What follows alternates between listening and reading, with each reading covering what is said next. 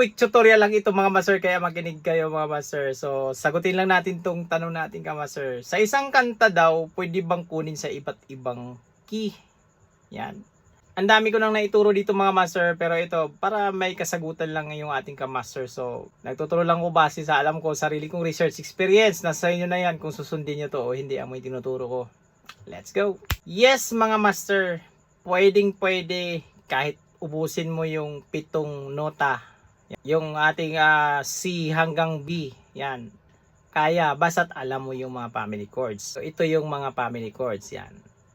Itong system na to is sinatawag din itong Nashville system kasi inarrange yung family chords ng ganito. Nakasalinsin kumbaga sila. Meron ng degree. So, yung ating root key, siya yung ating first degree. Second degree niya, yan, so on so forth. Sa tandaan mo lang yung first degree natin is merong major. Second degree and third degree is minor.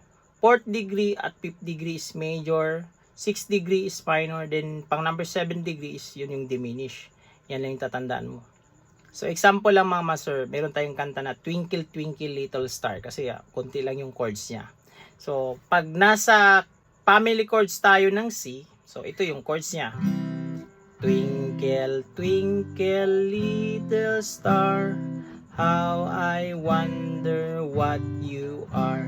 So, pag titignan mo dyan, nasa family chords tayo ng C, is meron tayong chord progression. Ito mga master, hindi mo kailangan na ubusin yung nandyan nakalagay sa family chords. Kasi yan ay family of chords. Basihan lang natin yan.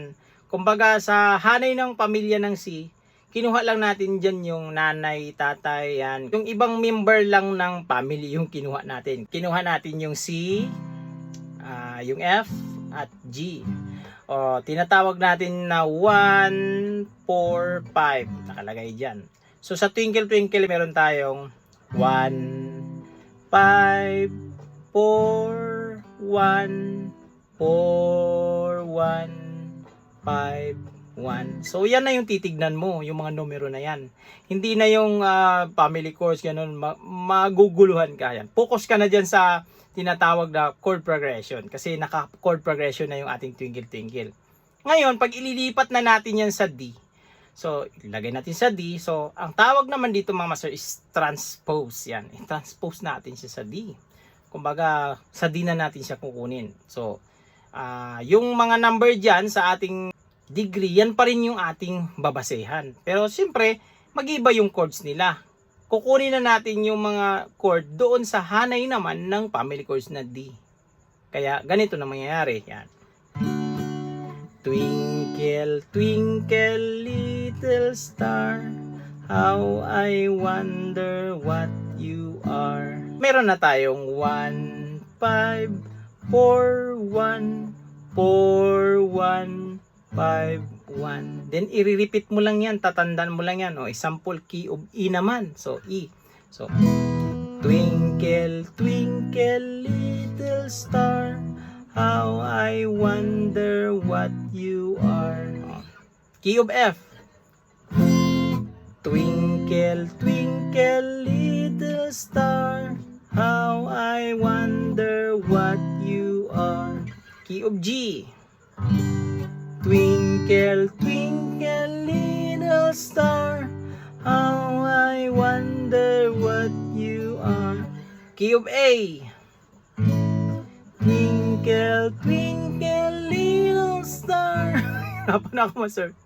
How I wonder what you are. Oh. Pang last natin yung key of B. Yan, mas mataas na. So, gagamitin ko na lang yung lower voice.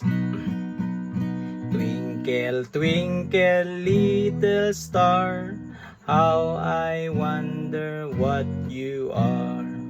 Diba?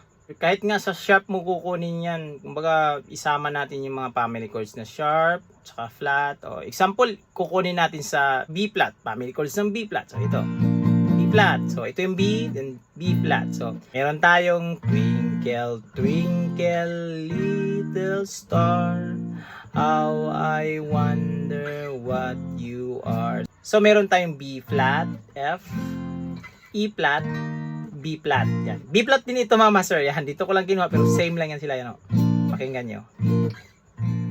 Yan.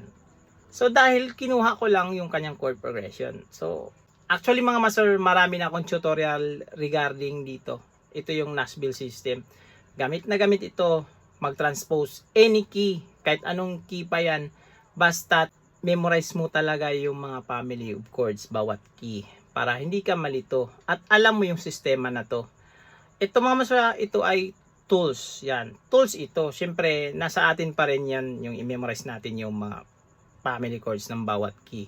Pero itong tools na to is nakakatulong para mas mapadali pag ita-transpose mo na sa ibang key.